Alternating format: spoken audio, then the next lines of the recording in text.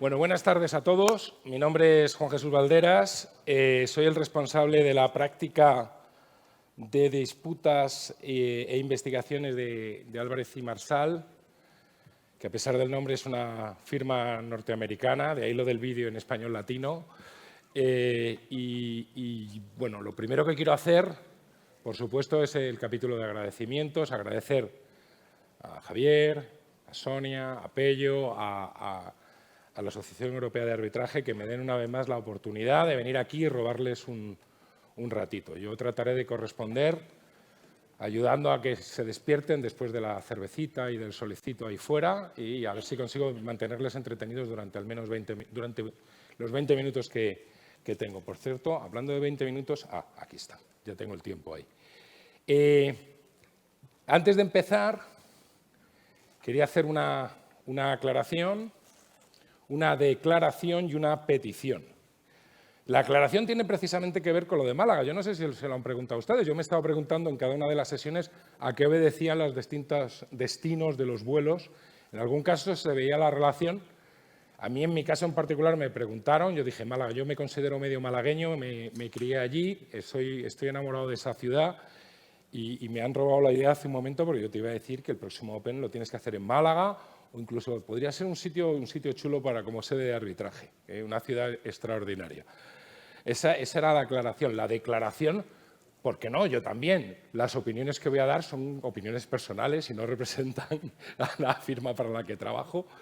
Y la petición, pues, quería saber si alguno de ustedes tiene una entrada para la final en París el día 28 que les sobre. Por favor, que se ponga en contacto conmigo cuando termine mi ponencia. Sí, bueno, yo he oído que ya están pidiendo 11.000 euros por las entradas para la final de París. Así que si alguno tiene una entrada, que no lo cuente por ahí, porque esto está lleno. Aquí igual no sales de aquí, ¿no?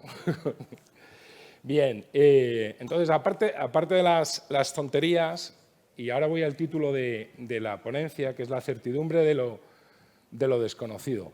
¿Qué quiero decir con esto? Bueno, ahora mismo vivimos una situación muy particular en la que creo que es razonable decir que sabemos con certeza que en los próximos 5, 10, 15 años se van a producir cambios muy significativos de carácter legal, normativo, regulatorio, de carácter político seguramente, de carácter tecnológico probablemente, que van relacionados con todo el tema medioambiental y cambio climático. Ahora parece que se nos ha olvidado con el asunto de Ucrania, pero hace nada estábamos hablando, no hablábamos otra cosa que no fuera la cumbre de Glasgow y las consecuencias y los compromisos que estaban adquiriendo los gobiernos en relación con esta materia que volverá pasado mañana. Y como digo, yo creo que es razonable asumir que vamos a ver cambios importantes. Y el problema es que no sabemos cuáles. No tenemos ni idea, realmente no sabemos si lo que nos va a venir es un carbon tax, o vamos a recuperar la nuclear, o yo qué sé, o va a llegar la energía de fisión, o por dónde van a venir los cambios, ¿no? O va a llegar una tecnología de captura de carbono que nos cambia el planteamiento de forma radical. Os recuerdo que hasta hace 2 días se estaba hablando de prohibir la venta de coches de combustión a partir de 2030, 2035, pasado mañana, ¿no? Y esto va a tener unos impactos brutales en cualquier proyecto a largo plazo. Ya no hace falta que pensemos solo en lo más obvio, ¿no? Yo he estado hablando de esto con mucha gente porque quería un poco escuchar qué están haciendo las empresas y hablaba con una persona con un cargo directivo muy importante en una petrolera latinoamericana cotizada y me decía, bueno, nosotros estamos, a la hora de evaluar los proyectos de exploración, claro, estamos hablando de proyectos a 30 años o 40 años, estamos metiendo un factor que trata de ser un ejercicio de adivinación de cómo nos va a venir un impuesto sobre el carbono o sobre la producción de algún modo a futuro y lo metemos en nuestra valoración del proyecto. ¿Y sabes qué pasa? Que los valores actuales nos salen todos negativos. Entonces, ¿qué hacemos? Dejamos de extraer petróleo, de explorar y extraer petróleo y nos dedicamos a otra cosa. Pero ellos mismos reconocen que el ejercicio que están haciendo es de pura adivinación, porque ¿de cuánto va a ser el carbon tax dentro de 10 años? Sabemos que va a haber uno, seguro. O yo diría que es muy probable que haya uno, pero ¿de cuánto? Y esto afecta a esta empresa que está valorando una inversión en exploración y extracción de petróleo, pero es que en realidad, si te paras a pensarlo, va a afectar a todo, porque va a afectar a quien se ocupe de construir y operar una infraestructura de transporte, una autopista de peaje, pero incluso, yo qué sé, cualquier cosa relacionada con la actividad turística, un hotel. Va a haber impactos para todo el mundo. Y ya las empresas están empezando a darse cuenta de esto y a tenerlo en cuenta a la hora de abordar y valorar proyectos. Y si os dais cuenta, esto nos va afectando a todos en cadena, porque afecta a quien evalúa un proyecto, afecta al profesional que hace una valoración en el contexto de una transacción o de una ampliación de capital o de lo que tú quieras. Y, por supuesto, muy pronto nos va a acabar afectando a nosotros, a los expertos que cuantificamos daños o cuantificamos compensaciones y a los árbitros. Imagínate, o sea, con los cambios que ha habido en Latinoamérica, en muchos países de Latinoamérica, cambios de signo político, no sería raro, vamos, es seguro que vamos a ver procesos o arbitrajes de inversión relacionados con procesos de nacionalización o expropiación de infraestructuras o de recursos naturales que necesariamente van asociados a proyectos a largo plazo. Y cuando llegue el momento de calcular qué compensación se debería pagar en el contexto de esa nacionalización, pues una de las cosas que para mí una incertidumbre muy significativa es, oye, ¿cómo tengo yo en cuenta el hecho de que todo en el contexto me dice que aunque yo hoy no sé qué forma va a tener en 5, en 10, en 15 años, y esto es relevante a la hora de hacer esa valoración, va a haber factores, puede haber limitaciones a la producción, limitaciones a la venta, impuestos especiales, cambios políticos, como digo. ¿Cómo tengo todo eso en cuenta? Y yo creo que es muy difícil. Es una pregunta que tiene una difícil contestación, ¿no? Y bueno, ya, tal vez debería haber advertido antes de empezar que en realidad mi plan aquí hoy es hacer más preguntas que ofrecer respuestas. Pero, hombre, voy a intentar, si es posible, ofrecer alguna idea, ¿no?, sobre cómo abordar este tipo de situaciones. Y yo creo que hay varias cosas que se pueden hacer. La primera,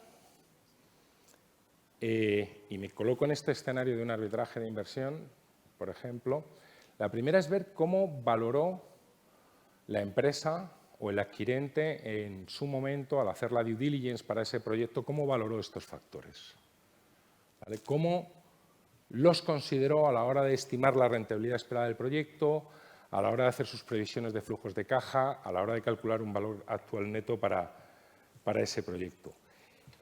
Y esta es una información que normalmente no se pide o no se enseña, pero yo creo que para este ejercicio va a ser absolutamente necesario tener acceso a esa información. Y además, si alguien va y te dice que ellos no han valorado de ninguna manera factores de riesgo asociados al riesgo medioambiental, ya solo eso, si alguien te dice eso, solo eso ya sería, como dicen los ingleses, quite telling, ¿no? Ya te estaría dando una pista de que aquí hay algo que no está. Porque si realmente no los ha valorado, bueno, pues te puedes plantear tus dudas sobre la evaluación que hizo esa empresa de ese proyecto o de esa inversión.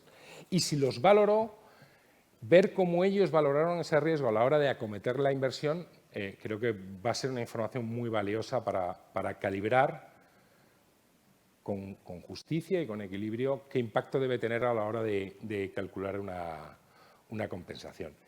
Existen también, se están empezando ya a producir, hay ya disponibles ahí fuera, algunos modelos y algunas herramientas que tratan de ayudar a valorar estos riesgos y a convertirlos en números. Hay una herramienta que prepararon para el Fondo de Pensiones de los Profesores de Canadá. Ya sabéis que los profesores de Canadá, yo de mayor quiero ser profesor en Canadá porque tienen un fondo de pensiones que les permite vivir de maravilla durante muchos años, hacen unas inversiones extraordinarias y bueno, pues tienen una actitud muy proactiva a la hora de inversión ética, etcétera, ¿no? Y tienen un modelo que además es público, es disponible, que lo que hace es ayudarte a identificar, valorar desde el punto de vista de posibilidad de likelihood, ¿no?, de posibilidad de ocurrencia y de impacto económico, al final a ver, el modelo en sí no te resuelve nada, pero sí que te ayuda a pensar de manera ordenada y a seguir un proceso sensato que te ayude a